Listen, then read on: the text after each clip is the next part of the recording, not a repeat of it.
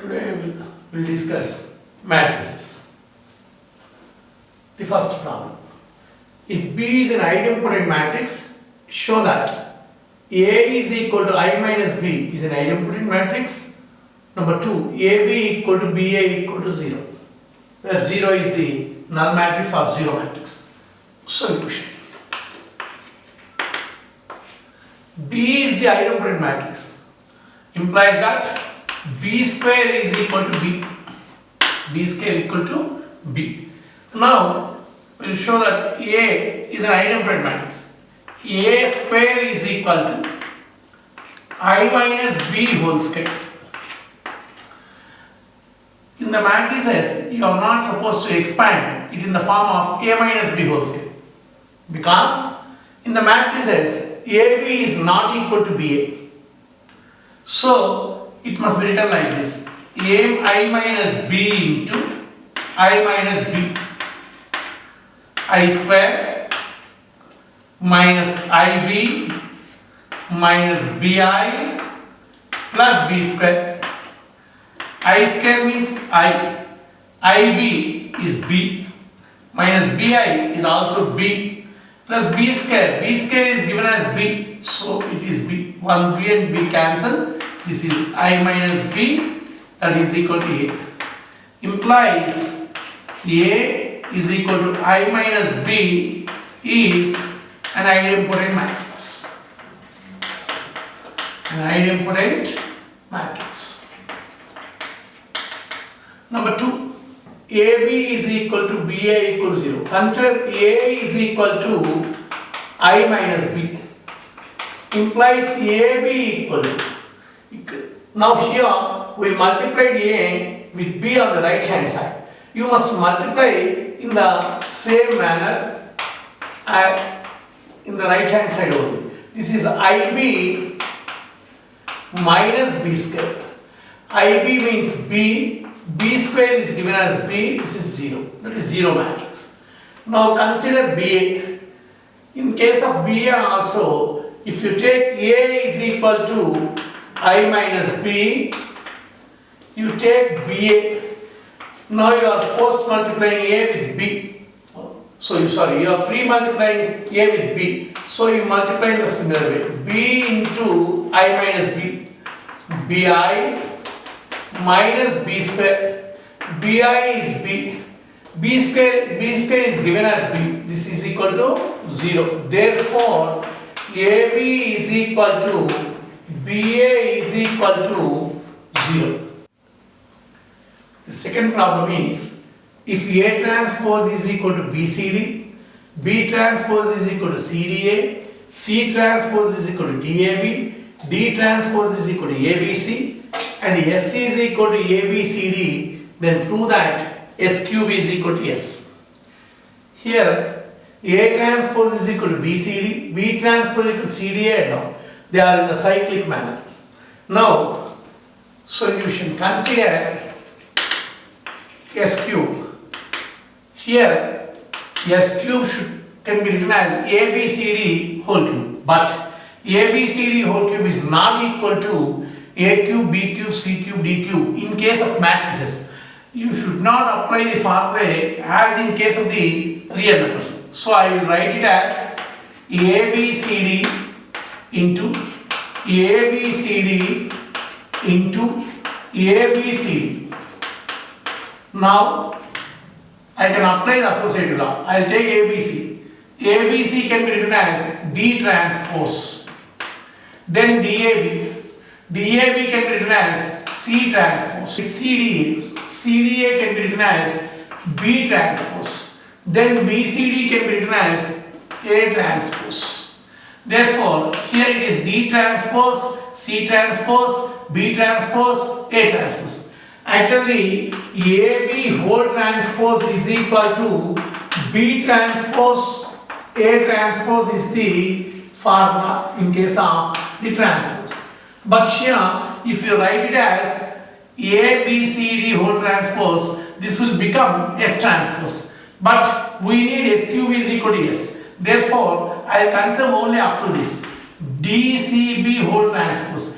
D transpose, C transpose, B transpose. I will write D transpose, C transpose, B transpose into A transpose. D transpose, C transpose, B transpose. By this formula can be written as BCD whole transpose into A transpose is BCD. Now BCD is equal to A transpose. So this is A transpose whole transpose into BCD. A transpose transpose. A transpose transpose is equal to A. And therefore this can be written as A into BCD. That is equal to S. Our third problem is P comma Q are non-singular matrices such that det P is equal to det Q is equal to 1. Prove that adjoint of Q inverse B P inverse is equal to PAQ, given that adjoint B is equal to A. Now the solution. Given that P comma Q are non-singular matrices, that means det P is not equal to 0. Similarly, determinant of Q is also not equal to 0. It is given that det P is equal to det Q is equal to 1. We are asked to find out adjoint of Q inverse B P inverse is equal to PAQ. Now, since P is a non-singular, P inverse exists. Therefore, by the definition, P inverse is equal to I is equal to P inverse P. Now let us consider adjoint for this.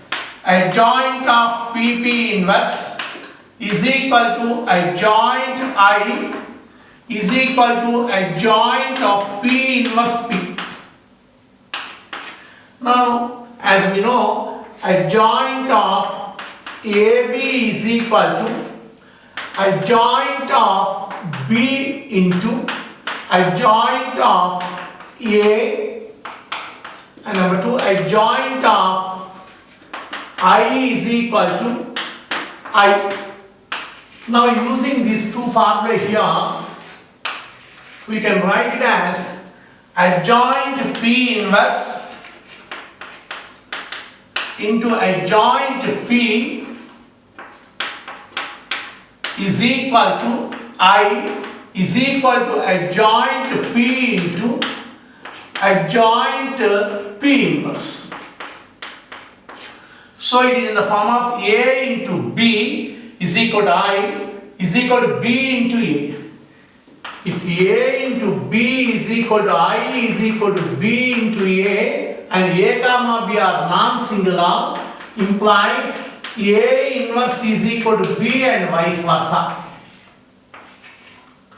And therefore here it is in the form of A into B is equal to I is equal to B into A, implies adjoint of P inverse is equal to adjoint P whole inverse. So adjoint P inverse is equal to adjoint P whole inverse. We can make use of this formula whenever it is necessary. Now you consider this one. So similarly, we can also say adjoint of Q inverse is equal to adjoint of Q whole inverse. Now consider adjoint of Q inverse B P inverse. By the formula adjoint AB equal to adjoint B into adjoint A, I can write adjoint of P inverse into adjoint B into adjoint Q inverse. Adjoint Q inverse. You can call this as 1. Now by definition, P inverse is equal to adjoint A by adjoint P by det P. Det P being equal to 1, this can be written as adjoint P. Similarly, Q inverse is equal to adjoint Q. Therefore, substituting in 1, adjoint Q inverse B P inverse can be written as, now adjoint P inverse can be written as adjoint P whole inverse into adjoint B is given as A into adjoint Q inverse is equal to, here adjoint Q inverse is equal to adjoint Q whole inverse, but adjoint P is equal to P inverse. So P inverse whole inverse into A into Q inverse whole inverse. This is equal to P, A and Q. Therefore adjoint Q inverse B P inverse is equal to P A Q.